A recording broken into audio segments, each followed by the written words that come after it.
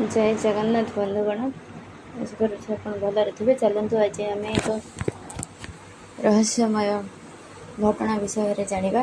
स्वामी पूर्वर स्त्रीर मृत्यु हुए कहीं। बंधुगण आपण भावी कि कहीं जड़े स्त्री स्वामी पूर्वर मृत्युवरण करती। लोके कहते भाग्यवती स्त्रीर ही एपरी मृत्यु होता है। यह पछरे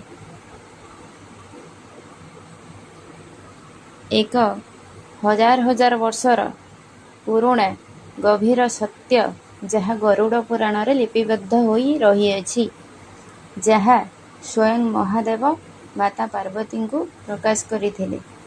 यह एक धार्मिक कहानी नुहे, यह प्रत्येक नारीर कहानी। बहुत दिन पूर्वर कथा।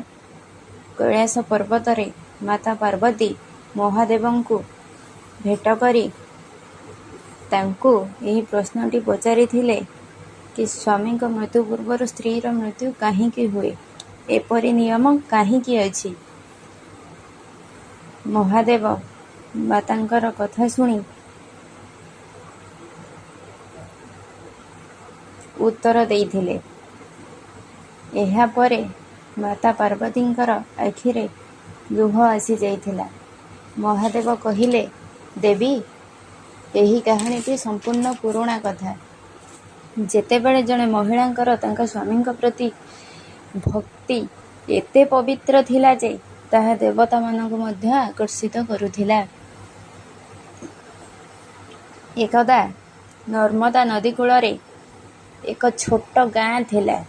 चारिआडे घन जंगल, माटीर सुगंध, माता नर्मदा पवित्र जलर शब्द। यही गाँव रे मालती नामक जड़े महिला रहुथिले। तांकर धन संपत्ति पद पदवी किछि भी नथिला, केवल थिला एक पवित्र हृदय, एक जीवन जहाँ केवल सत्य उपरे आधारित। प्रतिदिन सकाळे नर्मदा नदी कूल को केही न उठिबा पूर्वरु मालती एक दीप जाली कहूथिले जे मोर परिवार को जेतिकी शक्ति आवश्यक मते सेतिकी दियो। मु आउ किछि चाहू नहीं। मु केवल स्वामींकर सुस्थ जीवन जापना और शांति रे रहिबाकू चाहूची। मालती बहुत गरीब थिला। दुई ओली दिमुठा खाइबाकू भी पाउ नथिले। गाँ रे समस्ते कहूथिले मालती हेउची जणे निष्ठावती स्त्री, से मानवी रूपी देवी। यह मोर सौभाग्य बोली कहूथिले मालती। समस्तंकर प्रशंसा शुणी मालती मध्य कहूथिले एटा हेउछि जणे पति परायण पत्नीर कर्तव्य। मालती तांको जीवन रे 4टी सरल नियम पालन करुथिले। प्रथमतः परिस्थिति जेते कठिन हेउना कहीं सत कुह। द्वितीयतः निजे जेते जंत्रणा पाउथिले मध्य काहाकू इच्छा करी कष्ट दियो नहीं बा निज जंत्रणा विषय रे प्रकाश कर नहीं। तृतीयतः सबु अवस्था स्वामी को सहयोग कर, स्वामी को साथी रे रुह। चतुर्थतः ईश्वर को मने रख, कारण जीए सृष्टि करिसंती तांको केबे भूलिबा उचित नुहे।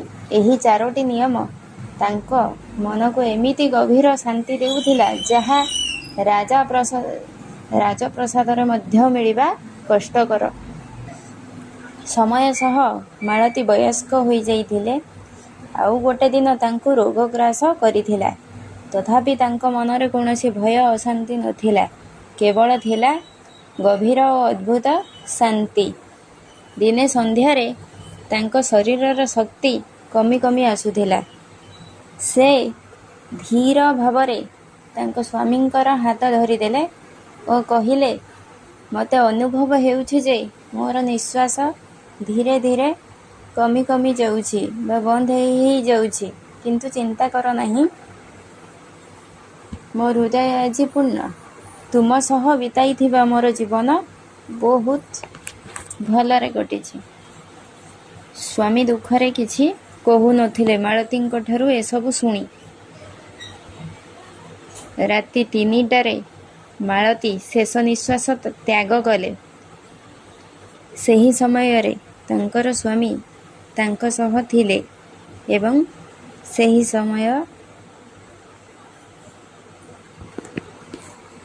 ସେହି ସମୟକୁ ସେ ନିଜେ ଅନୁଭବ କରିଛନ୍ତି। ଏହାପରେ ଯାହା ଘଟେ ତାହା ବର୍ଣ୍ଣନା କରିବା କଷ୍ଟକର, କିନ୍ତୁ ଏହା ହିଁ ପ୍ରକୃତ ସତ୍ୟ। ତାଙ୍କ ପରିବାର ଶୋକରେ ଥିଲେ, କିନ୍ତୁ ସେ ଏକ ଅଦ୍ଭୁତ ଶାନ୍ତି ଅନୁଭବ କରୁଥିଲେ। ଗରୁଡ଼ ପୁରାଣରେ କୁହାଯାଇଛି ଯେ ଜଣେ ସମର୍ପିତ ପତ୍ନୀର ଆତ୍ମାକୁ କୌଣସି ଯମଦୂତମାନେ ସ୍ପର୍ଶ କରିପାରନ୍ତି ନାହିଁ। ସେଥିପାଇଁ ମାଳତୀଙ୍କୁ ମଧ୍ୟ କୌଣସି ଯମଦୂତ ସ୍ପର୍ଶ କରିପାରୁନଥିଲେ। ପରେ ସେ ସ୍ୱର୍ଗକୁ ଗଲେ ଦୂତମାନଙ୍କ ସହ। ତାଙ୍କ ପାଦ ତଳେ ଆପେ ପଦ୍ମ ଫୁଲ ଫୁଟି ଉଠିଥିଲା। ସେହି ସମୟରେ ସେ କୌଣସି ଯନ୍ତ୍ରଣା ଅନୁଭବ କରୁନଥିଲେ।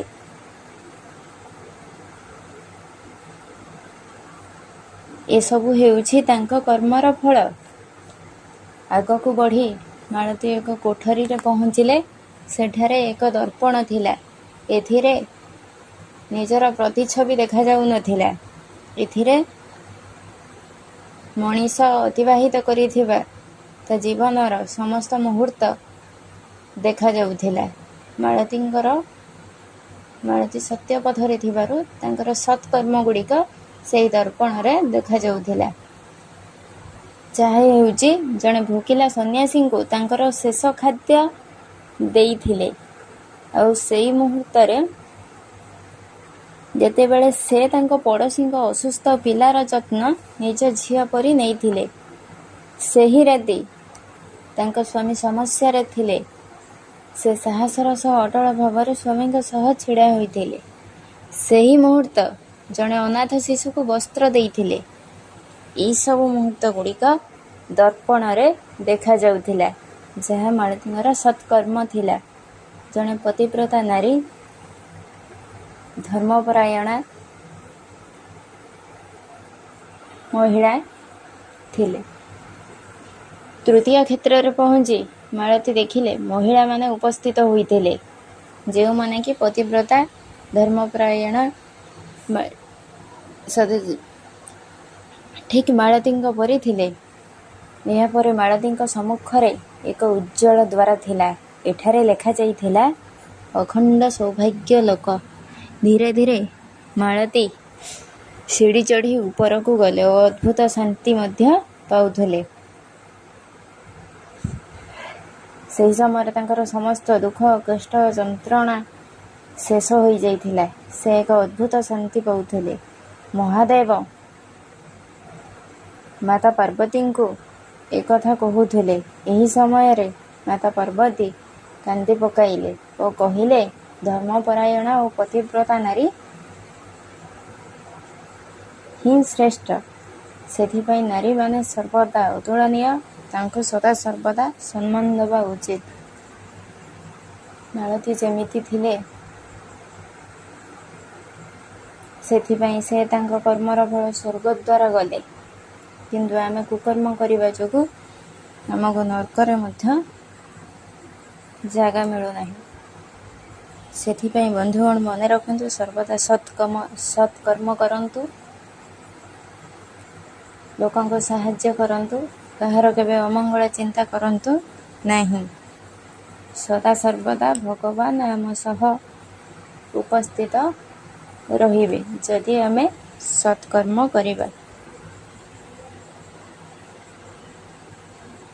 ଯଦି ଏହା ହିଁ ହେଉଛି ଗରୁଡ଼ ପୁରାଣର ବିଶେଷତ୍ୱ। ଗରୁଡ଼ ପୁରାଣରେ ଏସବୁ କୁହାଯାଇଛି। ଯଦି ମୋର କୌଣସି ତ୍ରୁଟି ଥିବ ମୋତେ କ୍ଷମା କରିଦେବେ। ଭଲ ଲାଗୁଥିଲେ ଚ୍ୟାନେଲଟିକୁ ସବସ୍କ୍ରାଇବ୍ କରିବେ, ଭିଡ଼ିଓଟିକୁ ଲାଇକ୍ କରିବେ। ଆଗକୁ ଅନ୍ୟ ସମସ୍ତ ଭିଡ଼ିଓ ଆସିବ। ଜୟ ଜଗନ୍ନାଥ।